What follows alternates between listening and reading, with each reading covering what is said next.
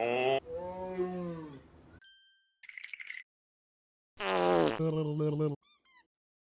can you hear me? I can hear you. How are you? I'm good. I'm Are you good. feeling much better now? Yes, I think I told you about COVID, right? And it Yeah. was very, very bad. Yes, it was Mhm. awful.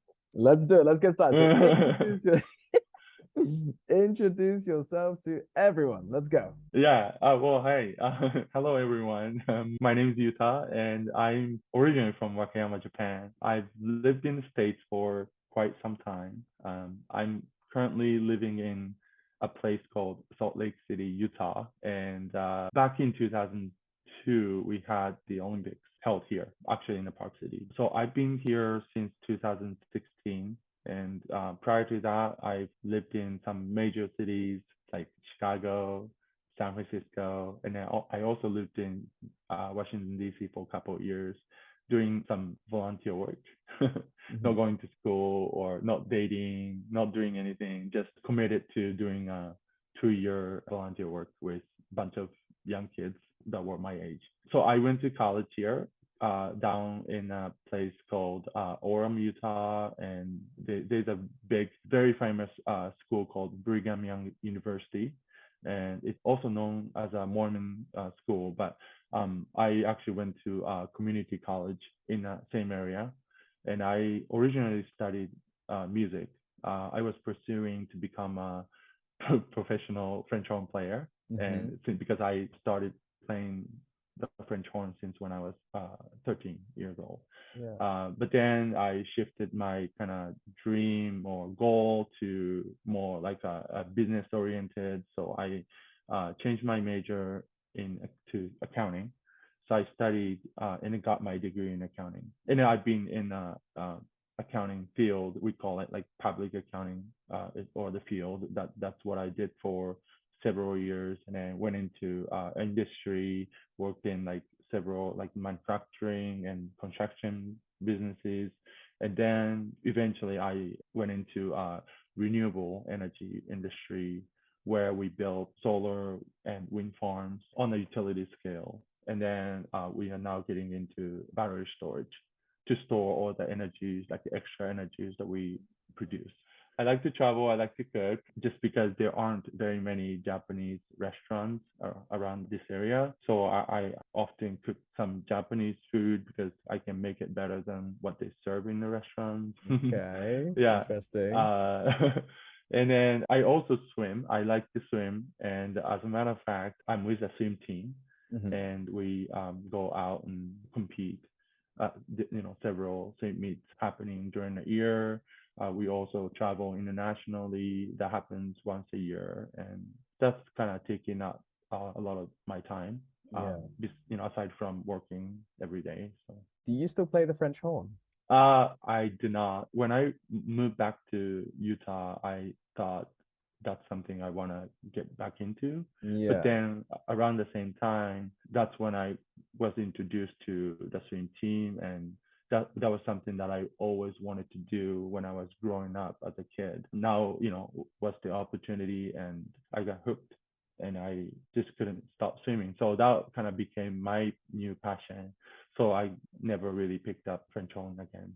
So were you not like sad or anything like that? Because when you want to be a musician, I mean, that's like the big dream. You know, Mm, everybody wants to be a musician, of course. hmm When it didn't happen for you, how did you feel? I mean, yeah, it was definitely sad because I was in orchestra group, right, with a bunch of cool people and very talented people, and especially when I was playing as part of the orchestra group, just the sound that you hear and the sound that you produce are very different. Just the vibe and just the feeling, just from being part of the orchestra compared to being in the audience, are Yeah, completely different of feelings. course. And Yeah. I miss that definitely. And I guess, as life moves on, I think just my hobbies and my passions also, change. And Of course. yeah, so I think right now I do miss it, and probably needs like maybe 6 months to get back to how I was able to play the Yeah. instrument. But I still get to do other things. Like I like singing. I like to go into karaoke when I'm back in Japan. Would you like to sing to our viewers? Yeah, right. Maybe next time. Maybe you and I can sing together. I know you're a great singer. Oh, dude, don't say And that. yeah, yeah, maybe I would we love to can though.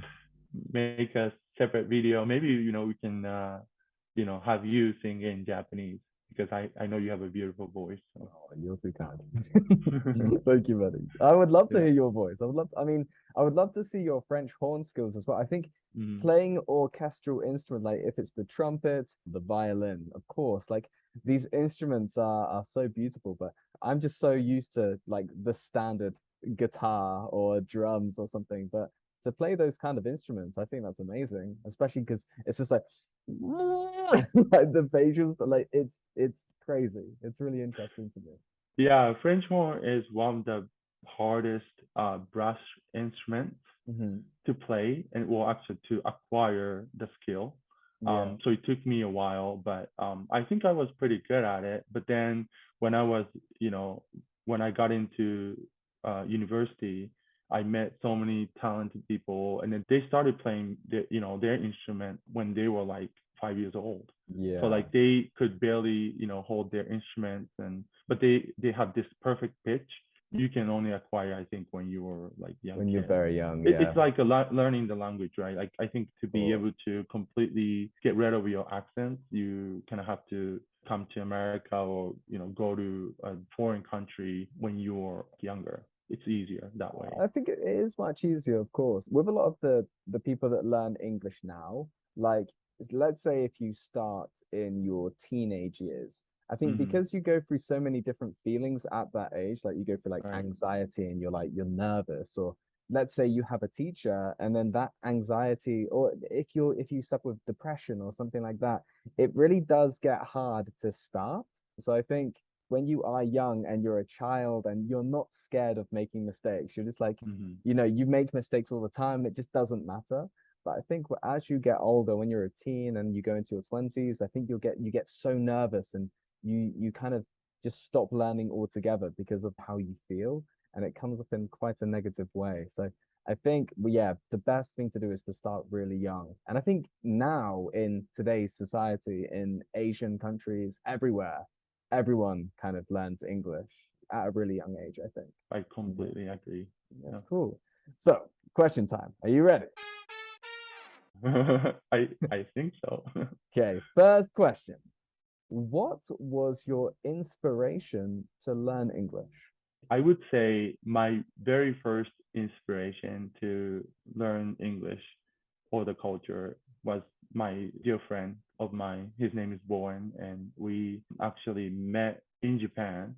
I was still senior in high school, Okay. summer of 2000. Well, I don't want to say that year, but I was I was a senior in high school, and my parents and I were visiting their hometown. It's Hmm. like the ritual thing, like you do once a year to pray for your ancestor and get to see your family members and people that your parents grew up with. And so my parents grew up in this little town, which is about 3 hours away. I was kind of forced to go there. I wanted to sneak, out of the house and just to go see my friends, but my dad caught me and hey, Yuta, you have to come with us. So on the way to their hometown, we stopped at this post office where my father's friend used to work. Hmm. So he was inside the post office just waiting for his friend to, I guess, talk to him, whatever. I don't know what they were doing, but waiting outside in the parking lot. And there I saw this family. They were about to, leave the premise. And the guy, well, my friend Bowen, approached to me, came over to my car and said, "Hello, how are you?" I think that's what he said. And I think I remember responding back by saying, "Hi."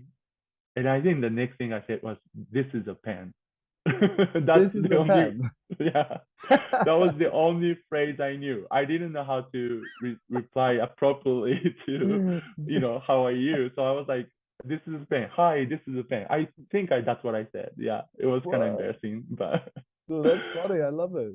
soon I found out that he was a teacher. He was teaching English in this little town near my parents grew up, and he wanted to invite me to his class that he was teaching.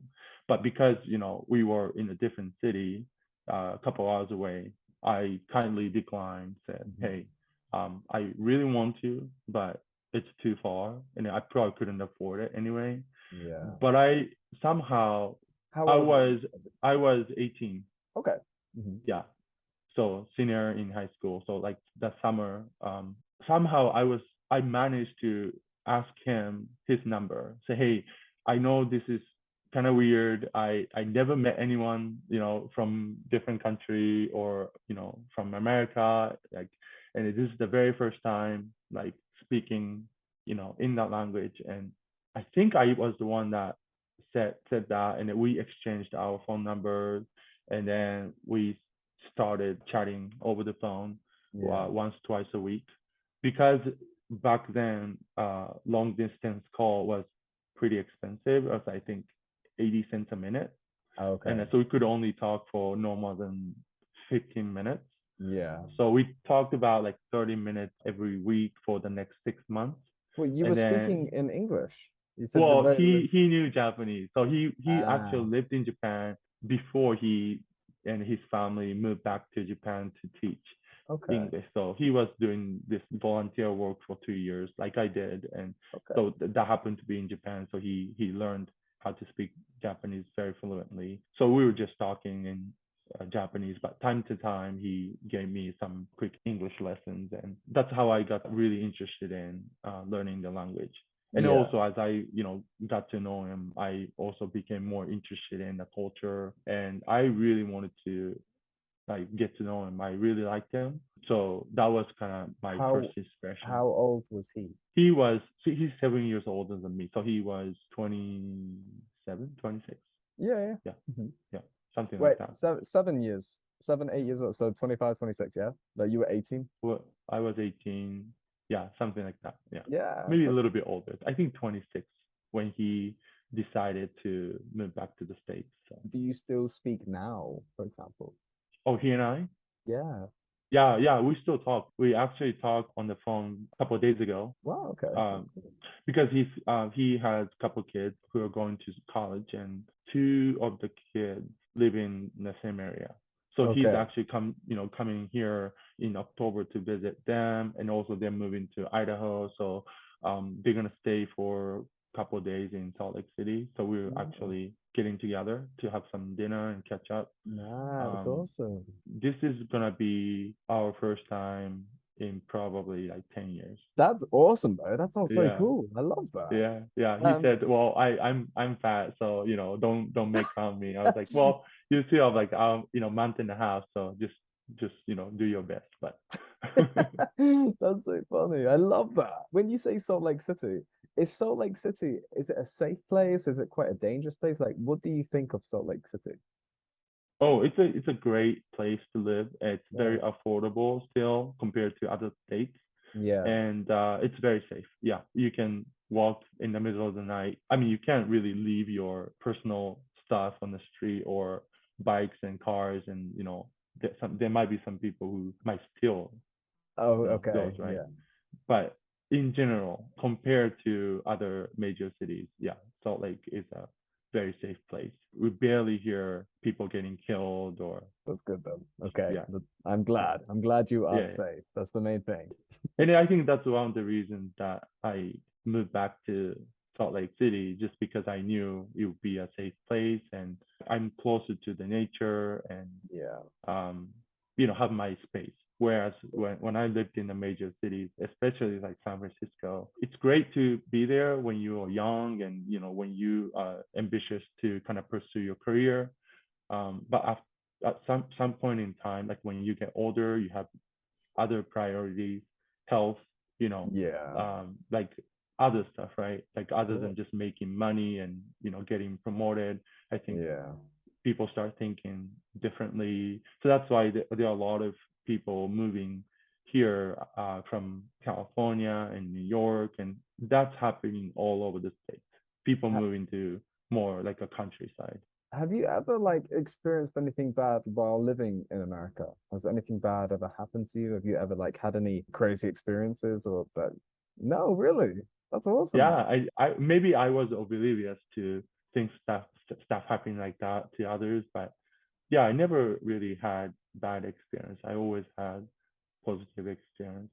So That's good. That's awesome. yeah, yeah, like the Okay. racial, like the racial Yeah, racial profiling. discriminations and Yeah, violence. Yeah, never happened to yeah. me. That's Yeah. good then. I'm very glad to hear that, of course. Yeah, thank So, you. But so yeah, so Bowen, my friend, was my first, inspiration. Like he was the one that introduced me to learning English and the culture. And because I really wanted to get to know him and his yeah. family, that was my kind of motivation to start learning the language. And I remember, you know, I was buying like audio books and audios and different like the English conversation books and try Yeah. to learn, myself because I wasn't really paying attention to classes in school. Yeah, of course. You had English lessons in school, right? Hmm. So, Yeah, what? typically we start from like middle school when we were 13, Yeah. and then all the way to 18, end of your high school years. And did you Um, want to study English while at school? Did you like show real motivation that you wanted to learn English or not really? Not really. When the teacher asks you questions in front of people, I think we tend to get nervous, and I was afraid of course, speaking in front of people. But I was maybe even not at that stage. I wasn't paying attention, so No, I was fair like, enough. Yeah, yeah, no, I yeah. get Now it. I Of think about it, right? In hindsight, I wish I had paid more attention to course. to the class. Yeah. I think that's what happens though, isn't it? When you grow up, you realize, oh my God, I really should have done better. Of course, I Hmm. think the same. I did terrible at school. It wasn't until because I thought when I was at school, I really thought, okay, so I had this routine of going to school, coming home, getting ready and going and playing football, and then going out and like doing random stuff with my friends. And I had this kind of mindset, like, oh, it's gonna be like this forever. Like I'm never gonna get old. I'm never gonna have to get a job, and it was a very immature way to look at Hmm. things. And then Hmm. one like it wasn't until I left school and I went to college that I was thinking I did 2 years at college and then I graduated. I went into some random job and it was terrible. Like it was a I was a kitchen porter. So I was just Oh wow. cleaning, Okay. cleaning, cleaning plates. I was doing terrible shifts. It was like from 12 in the afternoon until 8 p.m. So what I would do, I would work, I don't know how many days I would work, but I would go to work, I would do the job, and then it would be so tiring because you're non-stop and it's disgusting the whole time. And then I would go home, I would eat some food, I would have a shower, and then I would go get into bed and just watch TV, and then I would fall asleep. And that was my routine. And then because I did that for about 3 months, it wasn't until I looked in the mirror